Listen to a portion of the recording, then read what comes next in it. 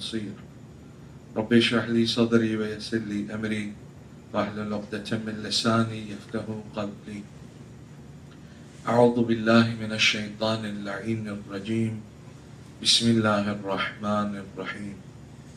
الحمد لله قاصم الجبارين مبير الظالمين مدرك الحاربين، والصلاة والسلام والتحية والإكرام على النبي الأمي المكي المدني الهاشمي الذي اسمه في السماء بأحمد وفي الأرض بأبي القاسم محمد.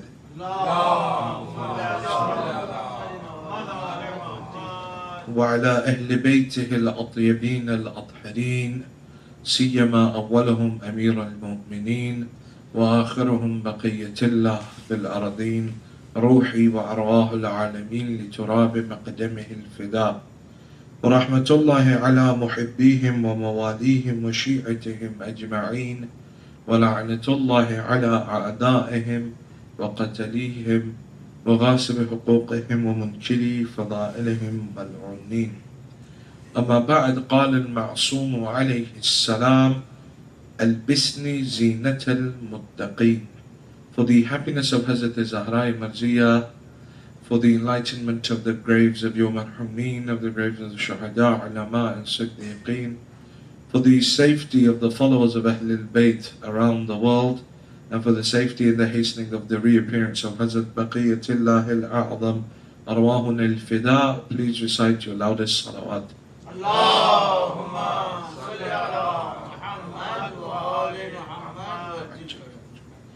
All praise is due to Allah subhanahu wa ta'ala, the one who is Rahman and the one who is Rahim, the one that has given us life once again to sit in the remembrance of Abu Abdullah, the one that has given us opportunity once again to have all our sins forgiven, the one that has given us the opportunity once again to take a step closer towards Him and towards our ultimate aim, and that is the ma'rifah of Allah subhanahu wa ta'ala.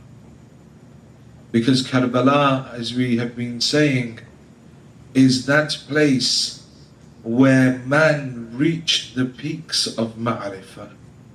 It is that place where every single entity was on a journey.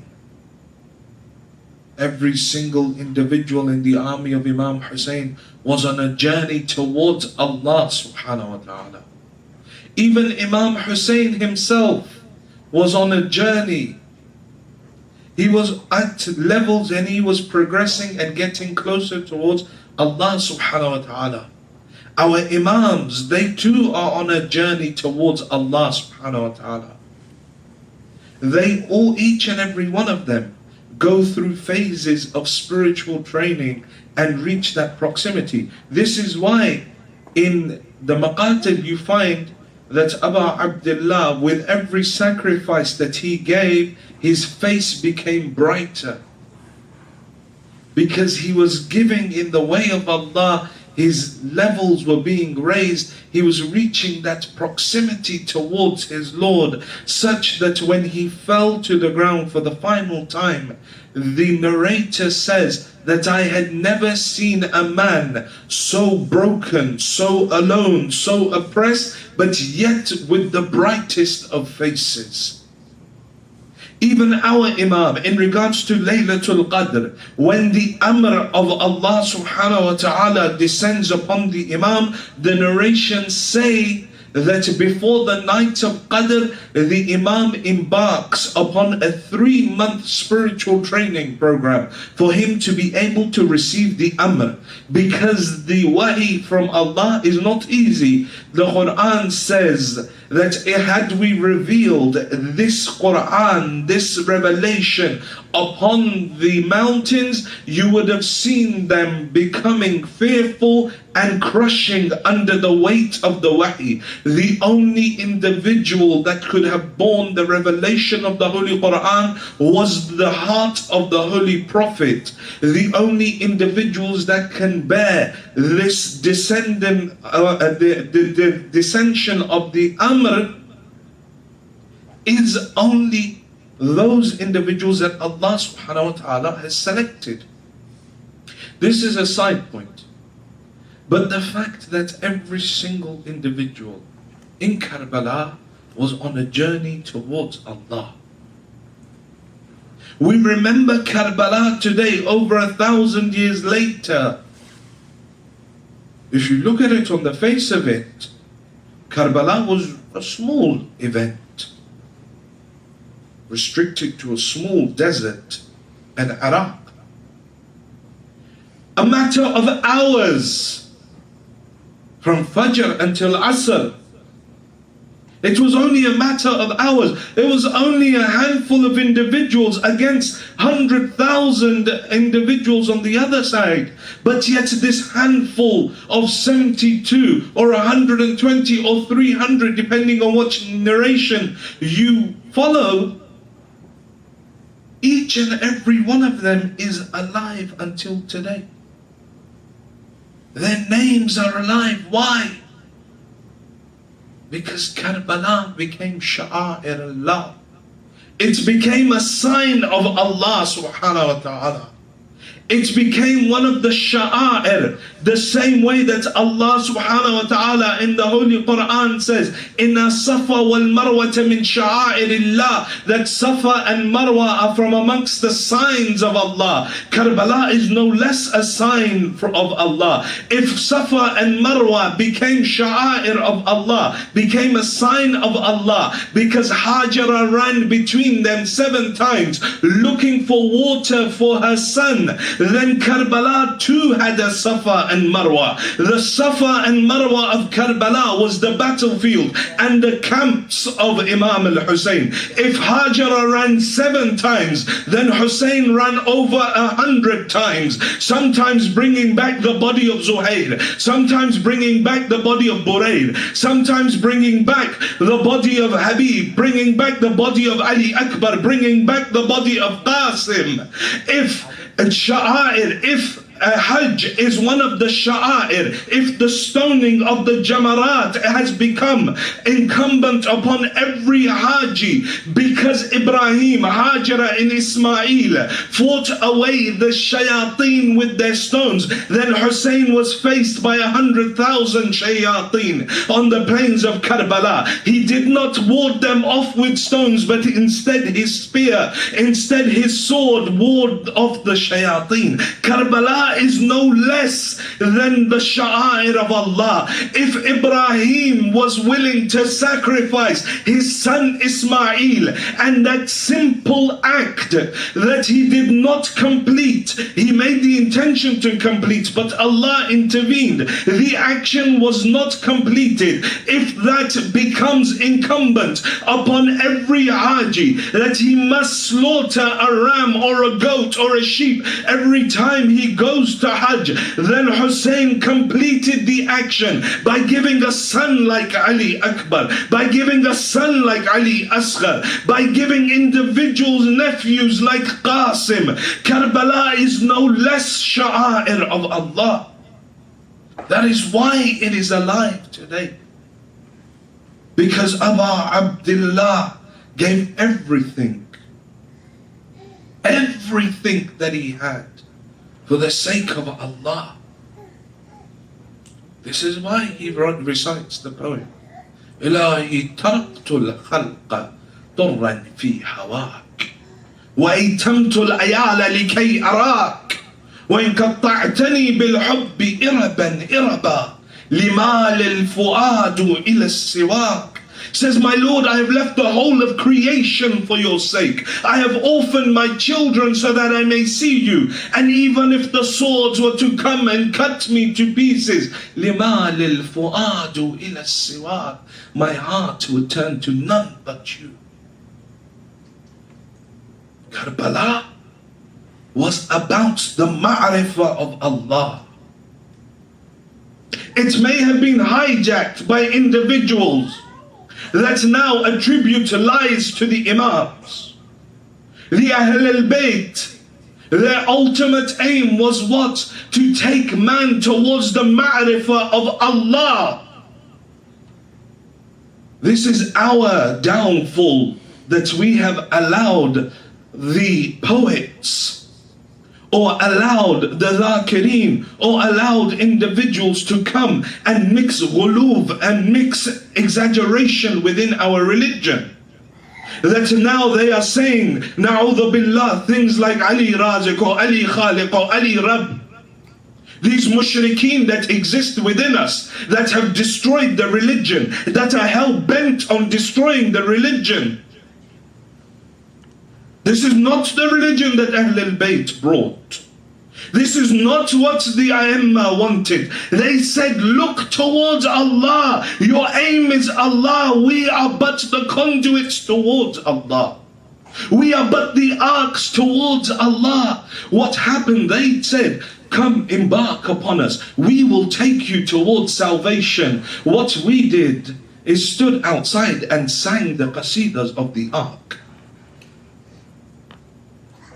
Marhum Naqan Sahib would recite, and he would say that, what would you say about an individual that stands and behind him a great wave is coming and in front of him is an ark that could save his life, but yet he stands outside the ark and he speaks about the greatness of the ark. He says, look how beautifully it's been made. Look how beautifully it's been crafted. Look how many people it can take with it. Look how great it is. Look how fast it is. Look how many people have been saved by it. And yet he is not embarking upon the ark. He's not getting on board the ship, but he's standing outside and he's singing the praises of the ship. But behind him there is a wave coming that will destroy him if he does not embark upon the ship. What would we call that person? We'd call him an idiot or a moron. We would call that person someone that does not possess any knowledge, because he knows that he will die if he does not embark. He will be destroyed if he does not embark upon the ship, but yet he stands outside the ship and sings its praises. We do exactly the same. In the Hussein Misba'ul Huda wa Safinatul Najah. The Hussein is the lantern of guidance, the ark of salvation. We stand outside and we say, Imam Hussein did this, and Imam Hussein did this, and Imam Hussein is the one that saves us, and Imam Hussein, crying for him, will do this for you, and it will take you towards Jannah, and doing the azah of Aba Abdullah will do this. But nowhere do I want to embark upon it, because you know, when you get on a ship, then you go where the ship wants you to go. You stop where the ship wants you to stop. You go in the direction that the ship wants you to go. You go at the pace of the ship. You do not then choose your own path. You do not then choose your own direction. We have to be aware that the enemies have tried their hardest to infiltrate our communities in order to bring about this deviation. That now people are attributing rububiyyah, lordship, to the imams, something that is reserved specifically for Allah. There are individuals that are saying that the imams are raziq and the imams distribute rizq, and we sit there and we say, yeah, he's got a nice voice and he does put it nicely, maybe he's right. If I'd only picked up the Holy Quran and read the ayat where it says, do you view any other raziq in the heavens and the earth but Allah? If I had read that, then I would be able to say, hold on, the Quran is saying this. Who are you to say that the imams give rizq? When Allah is saying this, we have to be aware. The more we gain the ma'rifah of Allah, the more we will be able to find the deviance within us that look towards destroying the religion, destroying the message of the imams. Those individuals that will come and say to us, no, it doesn't matter, you don't need to pray. Imam Hussein prayed for us. or Amir al-Mu'mineen prayed for us. So individuals like this. Individuals that come and attribute that divinity to the Imams, that the Imams themselves distance themselves from it. Those individuals that say, no, it's okay, you don't need to do it, just say, Ya Ali, and we're going to go into heaven. As long as you raise both hands. As long as you raise both hands. This is what the religion has become now for us. That the religion is being sold and bought. No wonder our youth are going awry, because number one, they may not understand what's being said. Number two, they've been brought up in a society where logic and intellect has been placed forward, and instead now we're driving them counterintuitively to their very existence. Their existence is inclined towards, the fitrah is inclined towards the intellect. We're taking them towards emotion. And so they were like, why don't our youth come to the masjid? Why is it that why don't they understand what we understand? We have to. Al-aqlu ma'ubida bil-Rahman. The aql is that which takes us towards Allah. Even when we teach our youth, we teach them with the fear of Allah. We say taqwa is fear of God. This is one of the most common mistranslations in English. That taqwa is the fear of Allah. No, it is not. Taqwa is the consciousness of Allah. Being conscious of Allah subhanahu wa ta'ala, this is taqwa. That you are aware. Fear of Allah is a level above taqwa. How do we say it? وَلِمَنْ خَافَ مَقَامَ رَبَّهُ جَنَّتَانِ. The one that fears, and people often mistranslate it, the one that fears their Lord, for them is the two heavens, or the two gardens. The one of barzakh, one of heaven. It's not that. وَلِمَنْ خَافَ مَقَامَ رَبَّهُ جَنَّتَانِ. The one that fears the station of his Lord, for him is Jannah. The one that understands the majesty of his Lord, for him is the two gardens.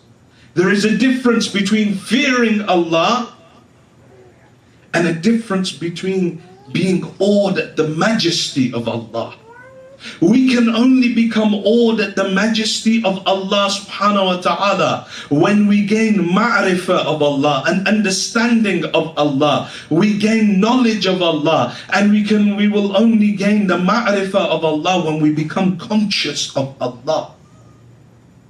When we become conscious of Allah, we gain taqwa, then we gain the ma'rifah of Allah. Then, once we have gained the ma'rifah and the knowledge of Allah, we realize how insignificant we are, how imperfect we are in front of that absolute perfection, and instantly fear enters our heart, not of the punishment of Allah, but of our own insignificance in front of His absolute perfection. I think I've lost everyone. Recite salawat, please.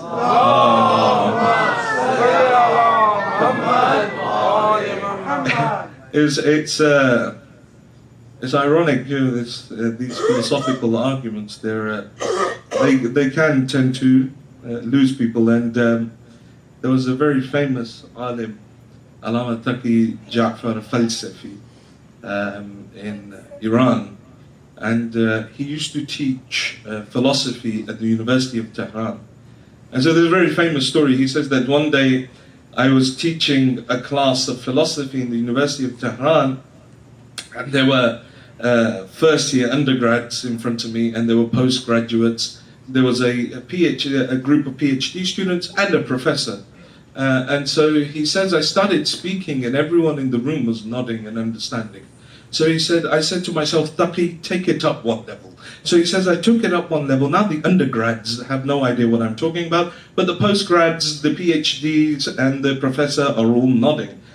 So he says, I said to myself, Taqi, take it up one more level. So he says, I took it up one level. Now the undergrads and the postgrads have no idea. The PhD and the professor, they're all nodding and they're in agreement. So he says, Taqi, take it up one more level. And he says that I took it up another level, my discussion in philosophy. Now the undergrads, the postgrads, the PhD students, no one has any idea what I'm talking about, but the professor is nodding and he's understanding what I'm saying. So I said to myself, Taqi, take it up one more level. And he says, I took it up another level. Now no one in the room understands what I was saying. But then I said to myself, Taqi, take it up another level. So I took it up another level such that I myself didn't understand what I was saying.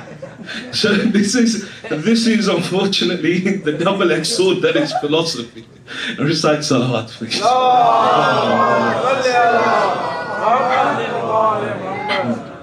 When an individual becomes inclined towards Allah,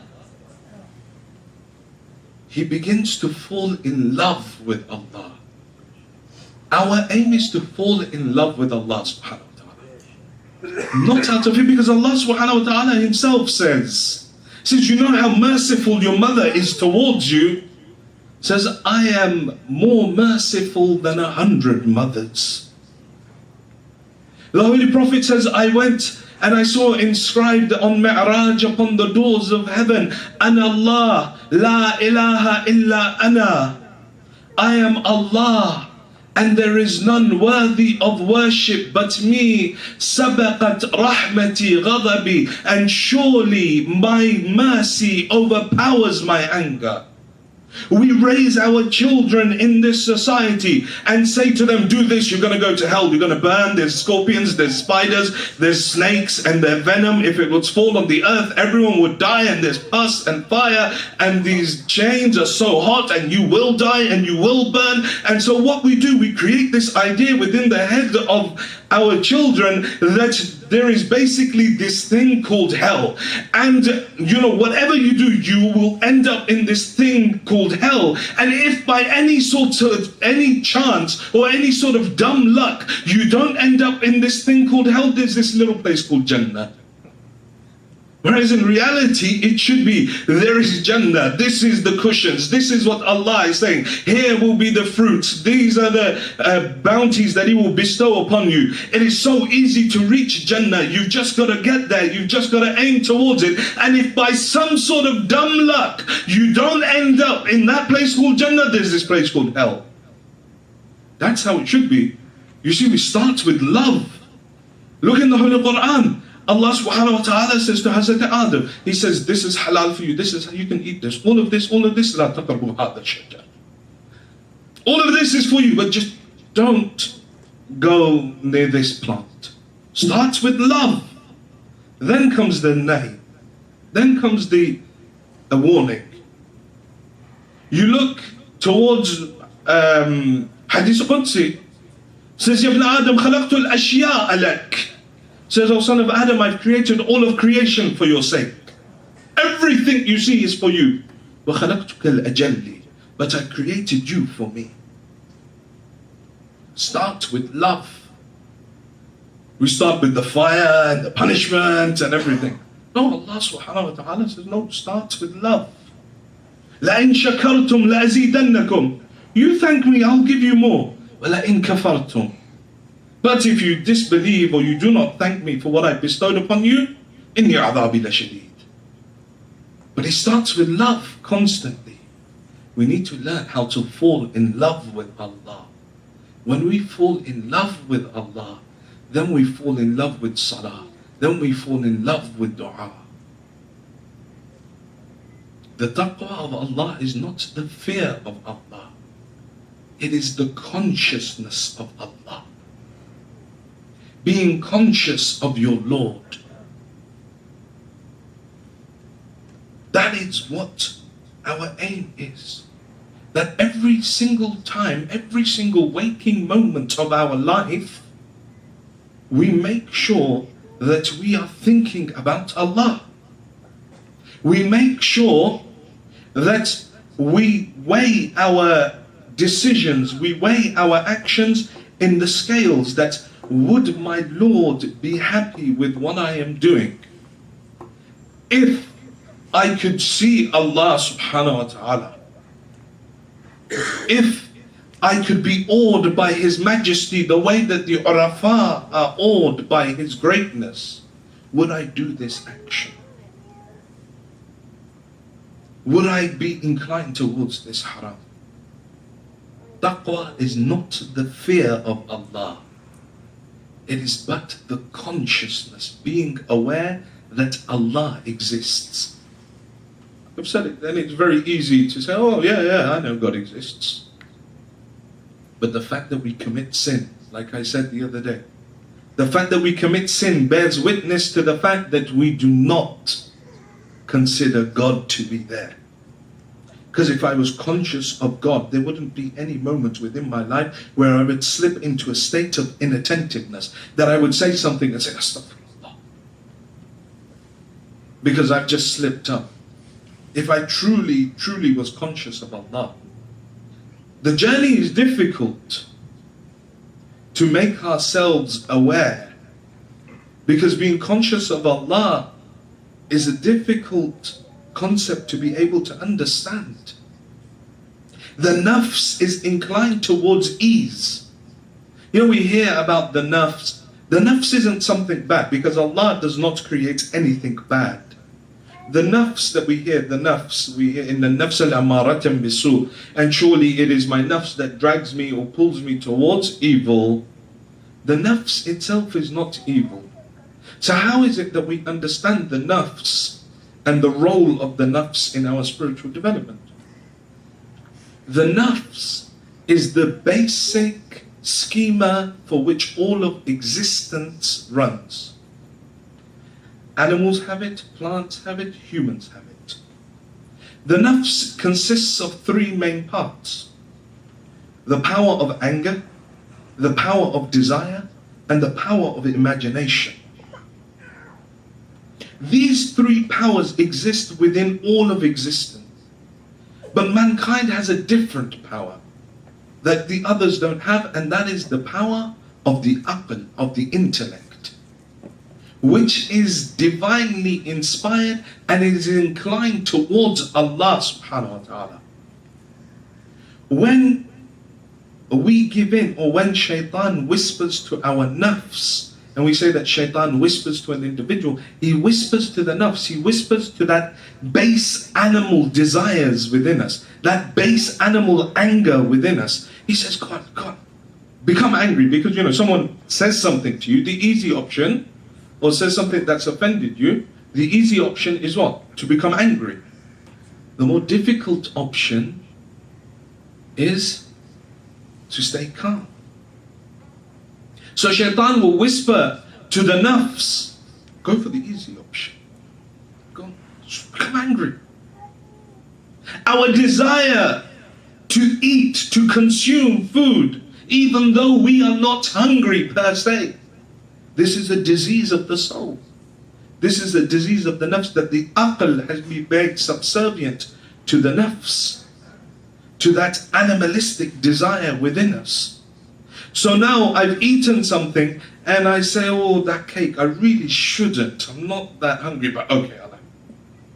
That moment is a sign that our nafs has become subservient to the aql. When my mind wanders constantly, I think about someone comes to say salam to me, I think, why is he saying salam to me today? What's he got up his sleeve? Doesn't usually say salam to me. Certain people, they have this disease of suspicion. Why is it that he's come to speak to me? He must want something from me. There's got to be, otherwise he wouldn't really come and say, see, the nafs is lost. The nafs is winning, the aql is lost. We have to be able to rationalize everything. We have to bring the intellect to the forefront so that it tempers the soul. The soul, the nafs, is not bad. It is what we would call the survival instinct in all of existence. Everything that is existent has this. It is the survival instinct. It's what makes you eat. It's what makes you reproduce. It's what makes you get angry, fight or flight. All of that is inbuilt to that nafs. But it is the intellect that tapers it and allows you to ascend towards Allah. When it is not controlled, then the nafs begins, and you find people constantly angry, constantly eating, constantly sleeping, constantly laughing. That's when these diseases, we don't think of them as diseases, but these are akhlaqi diseases that we have. And this is what we have been speaking about. That akhlaqi disease, or the diseases that may manifest themselves within us. The minutiae of our spiritual development towards Allah. The minutiae, the small little things that we don't really consider to be of any importance. You know, just the small things like, I don't know, someone speaking to me and I'm not looking at them. No, yeah, akhlaqi problem here. It's not a sin, but the spiritual defect is still there. And dua Makarim Akhlaq is that dua from the fourth Imam, that if you wanted a checklist of everything that I have spoken about, when I speak about akhlaq and all of those things, if you want a checklist of, do I possess this, do I not possess this, what do I need to improve? Dua Makarim Akhlaq. Read the translation of the dua, and it will find you will find the lessons within it, where the Imam is saying that, oh my Lord, do not raise me in front of the people by one level without lowering its equivalent within me, without making me more humble. Don't raise me in front of the people only to make me more arrogant, only that I become more arrogant because the people are giving me more respect. No, if you're going to raise me in front of the people, then at the very least, allow my inner self to be abased. Let me feel humble. Constantly the Imam is bringing up these lessons. For the last remaining nights, I want to look at one part of the dua. And that is where the Imam lists the traits of the muttaqeen. The Imam says, Albisni zinat al-muttaqeen. My Lord, clothe me in the clothing or in the beauty of the muttaqeen. And then the Imam lists 22 characteristics. And we'll see inshallah in the coming nights how many of them we cover before Sunday.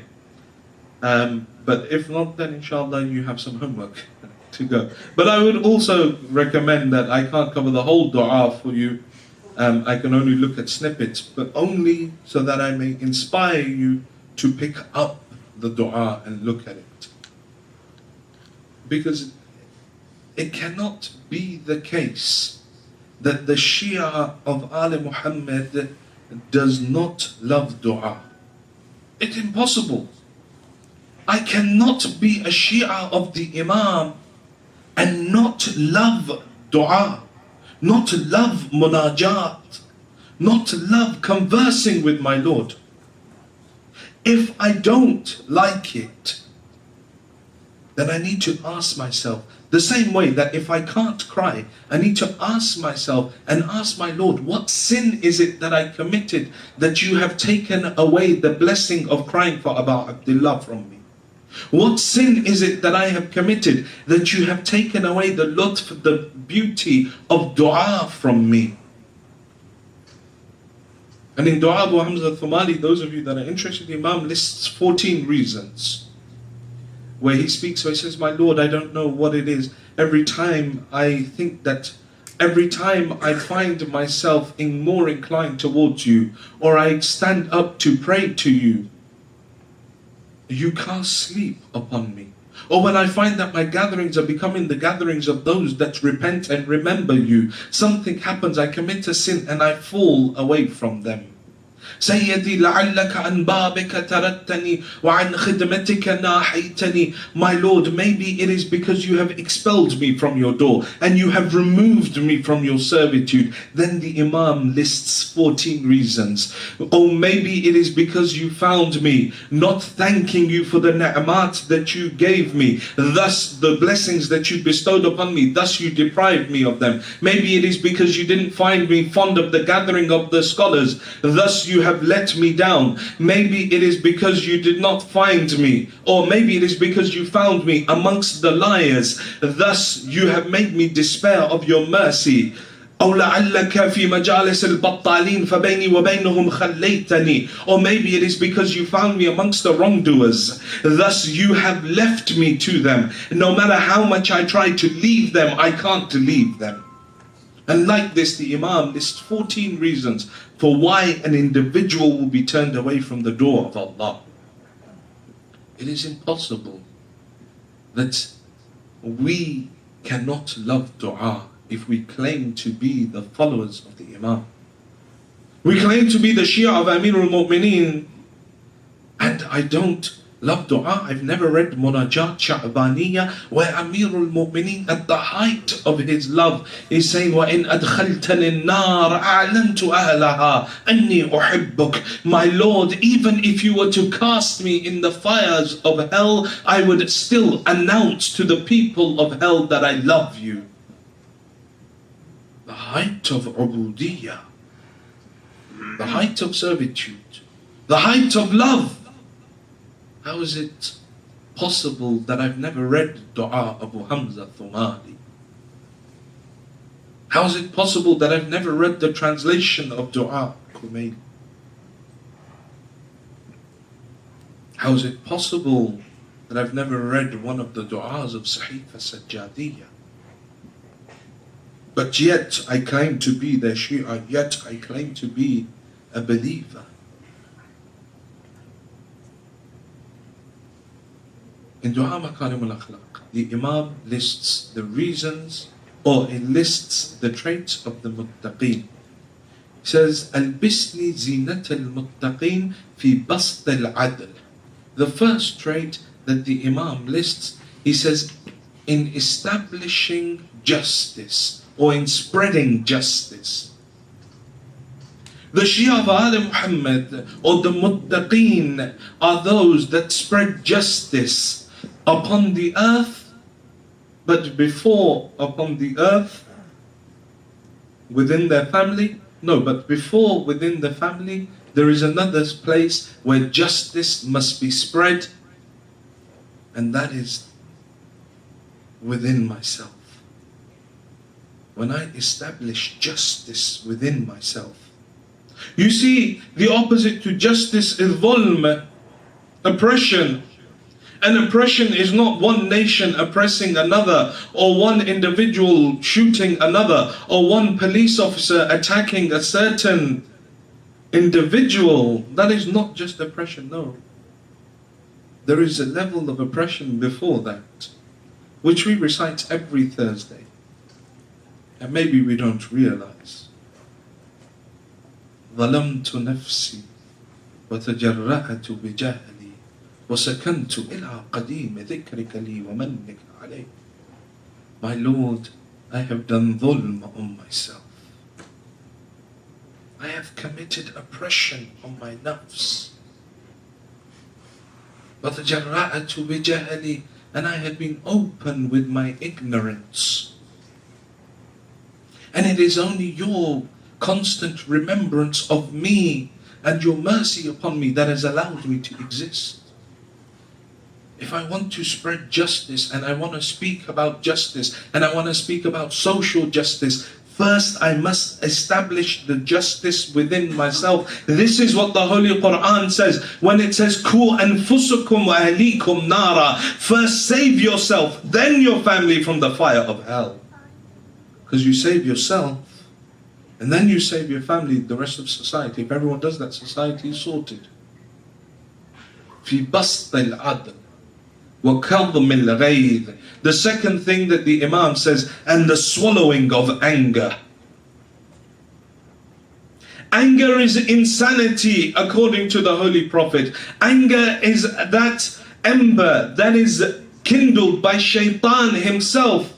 Amirul Mu'mineen says that anger is a state of insanity, because when an individual becomes angry, he says certain things. Then when he calms down, he feels bad for what he has said. Then the Imam says, but if that individual does not feel bad about what he said while he was angry, know that his insanity has become ingrained within him. Anger is that thing that Shaitan himself kindles. Shaitan himself blows on to make an individual lose their cool. You find in the life of the fourth Imam that once he's sitting down and his slave, she was pouring, the servant, she was pouring water for the Imam, and the jug slipped and struck the head of the Imam. The Imam looked at her. Now imagine us in that situation. Someone, not even a servant or anything, someone accidentally, while we're sitting here for niyaz, is pouring water, drops the jug, hits us on the head. The narration says that it actually cut the head of the Imam. Even if it doesn't cut our head, or someone drops some tea on us, what is our reaction? We'll let everyone judge for themselves what their reaction would be. The Imam is struck on the head with the jug. He looks towards his servant. She looks towards the Imam. Straight away she begins to recite the Quran. She says, وَكَاظِمِينَ الْغَيْظَ. They are those, the muttaqeen are those who swallow their anger. The Imam says, I have swallowed my anger. She continues, وَعَافِينَ عَنِ النَّاسِ. And they forgive the people. The Imam says, I have forgiven you. Then she finishes off the ayah, وَاللَّهُ يُحِبُّ الْمُحْسِنِينَ. And surely Allah loves those that do good. The Imam says, go, I have freed you in the way of Allah subhanahu wa ta'ala. This is the akhlaq of Ahlul Bayt. There are two things that we can highlight from this story. The first is that the Imam and his control of his anger. Not only does he control and swallow his anger, but he forgives. Then he does good towards the individual that's wronged him. Remember the story of Imam Sajjad and Marwan post Karbala. Marwan comes to Imam Sajjad with the event of Harra and says, Imam, Yazid is sending an army to destroy. I fear for the women and children of my family. Will you take them? Imam says, send them. 400 families Imam provided for during the event of Harra in Medina. What, were they all Shias for the Imam? No. 400 families he provided for. The first is look at the reaction of the Imam. The second thing is look at how the servants of Ali Muhammad should be. Look at the control and the understanding of the Holy Quran. How is it possible that all I know is Ayat Tathir and Ayat Wilayat and Surah Al-Hamd and Surah Qudwa? That's it. I don't know anything else from the Holy Quran. The servants of Ali Muhammad, those we claim to be the servants of the Imam, what is my connection with the Quran? What is my relationship with the Quran? The second trait of the muttaqeen, وَكَاظِمِينَ الْغَيْظَ. They are those that swallow their anger. وَأَطْفَاءَ النَّارَ. And they are those that extinguish the flame of hate. They don't hate. They don't hate anything. You see, hatred for a thing, for anything, is hatred against the creation of Allah. When we send la'an, this isn't hatred, this is dua. Oh Allah, we're not hating the physical being, because the physical being was created in perfection. Allah only creates in perfection. So when we send la'an, what are we doing? We are sending la'an upon the sin of that individual. We hate the sin, not the sinner. In Islam, we hate the sin, not the sinner. This is how the Imams were able to forgive people who came and swore at them and said bad to them. This is how the Imam in Karbala, with over 100, 300 wounds upon his body, is still saying to them, don't kill me. Let me take you towards salvation. Atfa an-na'ira. You don't hate. And then we have hatred towards family members. We have hatred towards individuals that follow our religion. We have hatred towards, no, we don't hate the entity. This is why swearing is so haram. Because when you swear, you're swearing at the physical entity.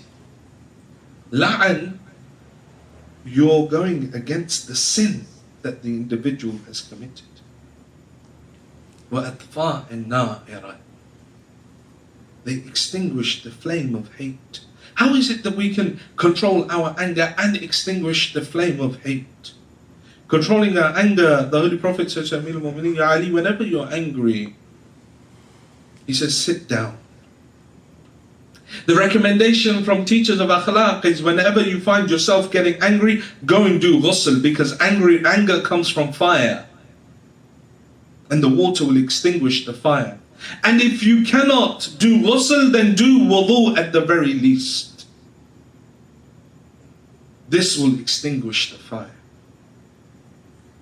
وَأَطْفَاءٍ نَائِرَةٍ. How do we extinguish that flame of hatred that lives in our hearts? You see, we're so bogged down in our lives with hatred that we are carrying around for someone, against something. Like, the amount of, our level of hatred is this, that, you know, a dog or a pig, yeah, it is the creation of Allah. Najis, according to the laws of Allah, but not inherently bad. It's najis, according to the laws of God. For you to touch it, for you to get its hair or sweat or saliva on your clothes, you must wash those clothes. For your hand to get najis from it, you must wash that hand. It is najis, but it isn't bad. So that doesn't mean, you know, sometimes we think, oh, because it's najis, we've got to kill it. Not here, obviously, but no, back home. Because it's najis, oh, pig, bam, shoots it in the head. It's got to die. It's a dog, we've got to hit it with a slipper and get it away. No. Many of the animals, they complain, they complain about the dhulm that Bani Adam do upon them. We have it in the life of the Imams. That the animals would be seen, and they would be complaining, the dogs would be complaining to the Imams that individuals have done this to us. They complain, they have that complaint. You hear the story of the Alim sees it in his dream. He sees that Imam in Mashhad, that Imam Rada had come and said, look, there is one of my guests has a problem. Go and help him. The Alim goes to, he sees no one, and then again he says he's by this door. Go there. So the Alim goes by that bar, but outside the Haram. You know, there are many gates around the Haram. Goes to one of them. Looks around, can't see anyone. But instead he sees a dog sitting there. He looks towards the dog, looks around. And the dog, looking towards him, stands up and begins to walk. So the Alim says, maybe. So he walks behind the dog. The dog takes it towards a drain, and he points, and she points within. And within there is a puppy that's fallen in, one of her puppies. She went to the door of Imam al-Rada. Najis, but not bad. We do not hate the sinner, we hate the sin. If someone wrongs us, We hate their action. We don't hate that individual. This is why swearing is haram. This is why that when after the battle of Siffin, Malik al-Ashtar and Hajar ibn Adi are called by the Imam, and the Imam says, it's come to my knowledge that you swore at Muawiyah. They said, yes, Imam, because he was swearing at you, and in the heat of battle we swore back at him. The Imam says, no, that I do not like the one that swear. Hajar ibn Adi, Malik al-Ashtar, swearing at Muawiyah. He says, no. Ali does not like the ones that swear. If I know that you do this, if it comes to my knowledge that you do it again, then... And Imam al-Sajjad did this. There was one individual that was with him constantly throughout his life, constantly by the side of the Imam, that they said he was absolutely inseparable by the Imam, from the side of the Imam. One day he's walking by the side of the Imam and he's calling his slave. His slave doesn't listen. He says, Yabna Fa'ila, oh, the son of a woman of ill repute. The Imam stops, looks towards his companion, says, what did you call him? He says, I called him the son of a woman of ill repute. The Imam says, was his mother not married to his father according to his faith? He says he was. So he says, then why did you swear at him? Until I am alive, never speak to me again. The individual died and left this world with the Imam still angry at him. One swear word. And every other word of my tongue is a swear word, and I still think that my Imam will accept me. I still think that my Imam will welcome me open arms. It's not possible. وَإِطْفَاءِ النَّائِرَ وَضَمَّ أَهْلِ الْفُرْقَةِ. And they unite those that are disunited. They don't further disunite those that are united or disunited.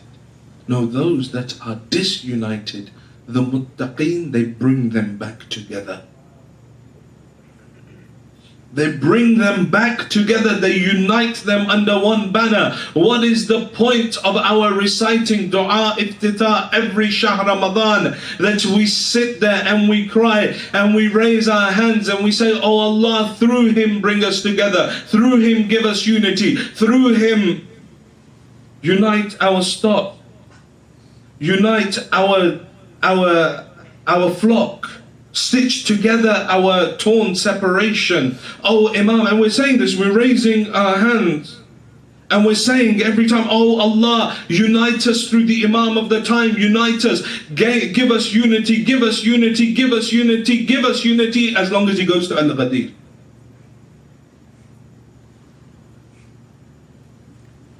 That part's not in the dua, by the way.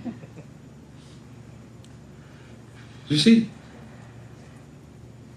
Give us unity, but the unity that we want. Not the unity that Allah wants, not the unity that the Imam wants. Give us unity that keeps us within our own friend circle. How big a hypocrisy is that? There is no bigger hypocrisy. That with my tongue I am saying something, but yet my actions are doing the total opposite. How will I prepare for him? How will I be able to face him? When he comes and in my heart is hatred towards another believer, in my heart is the lack of desire to unite. In my heart, there is racism. That this person, he can't, speak Arabic properly, I don't want him. Or he can't speak Urdu properly, you don't want him. Or he's a Punjabi and he's a Urdu speaker, we don't.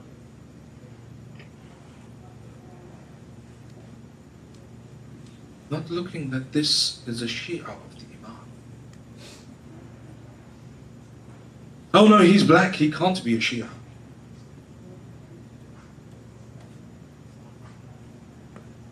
He's a revert. There must be something wrong. No, I'm not going to give my daughter to a black man, no matter how religious he is, no matter how much of a mu'min he is. So tell me, how will we face it?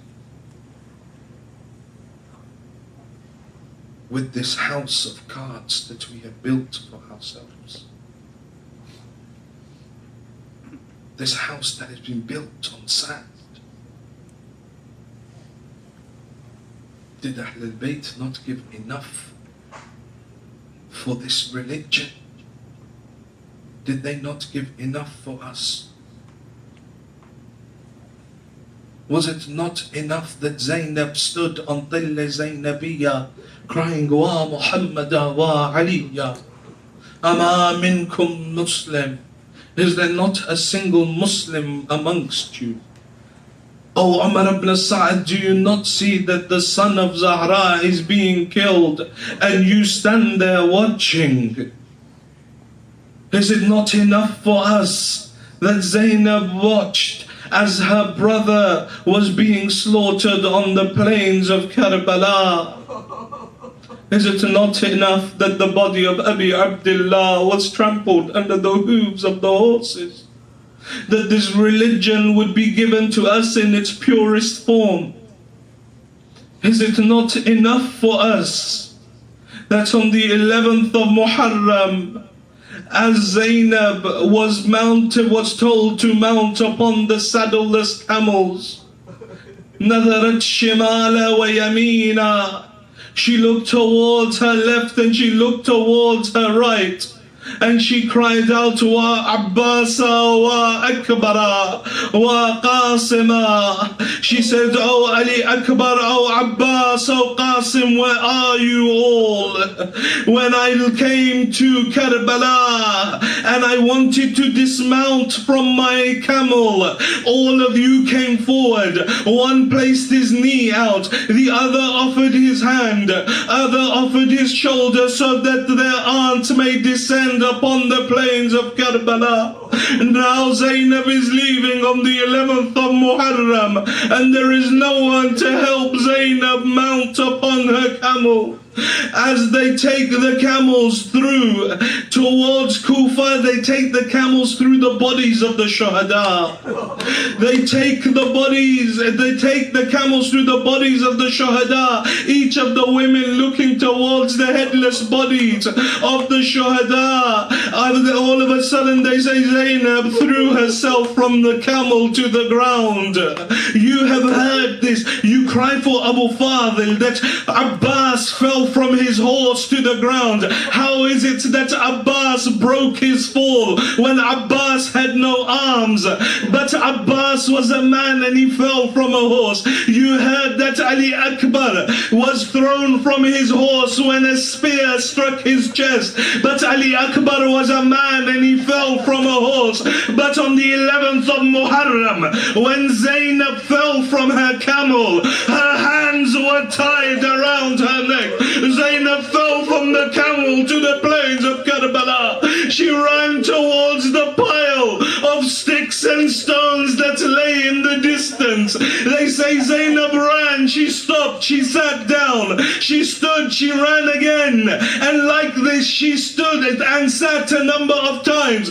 Why is it that Zainab sat and stood? Some say it is because Zainab was so tired from Sham-e Ghariba that she had to take a rest. Others say no, the other reason is that the body of Abi Abdullah was cut to so many pieces that Zainab stopped at each piece of her brother, kissing it, Wa Husayna, until she reached that pile of stones. And now she begins to use her elbows to move away away the stones from that place where the sword of Shimr cut, that neck of Abi Abdullah. She looks towards it, she walks around it, she says, Ha anta akhi, are you my brother? Ha anta qurratu aini, are you the apple of my eyes? Are you my Hussein? Then she turns towards Medina.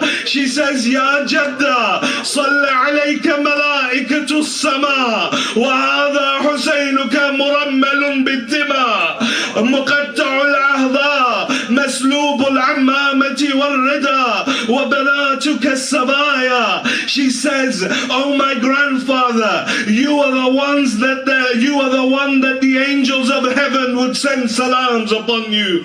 Here lies your son Hussein, covered in his own blood, his body cut to pieces, his clothing and ammama stolen from his body, and his wives and women folk are being taken prisoner.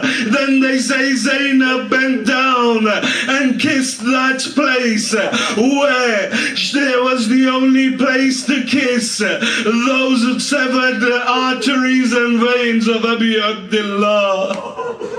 Allah la'anatullah ala al-qawm al-zalimin. وَسَيَعْلَمُ الَّذِينَ ظَلَمُوا أَيُّ مُنْقَلَبٍ يَنْقَلِبُونَ. Inna lillah wa inna ilayhi raji'un. We pray to Allah subhanahu wa ta'ala to forgive our sins. Ya Allah, those of our parents that are alive, give them long lives. Those of our parents that have left this world, give them a place next to Ali Muhammad in Jannah. Ya Allah, those who are ill, give them shifa'ah. Ya Allah, those who are in debt, clear their debts. Those who are in education, make them successful. Ya Allah, keep safe the Shia of Ali Muhammad around the world. Ya Allah, destroy the enemies of Tashayyu, both internal and external. Ya Allah, keep our ulama and our maraji' at the head of our institutions. Ya Allah, hasten the reappearance of the Imam of our time, and allow us to be amongst his true muntadhireen, his true awaiters.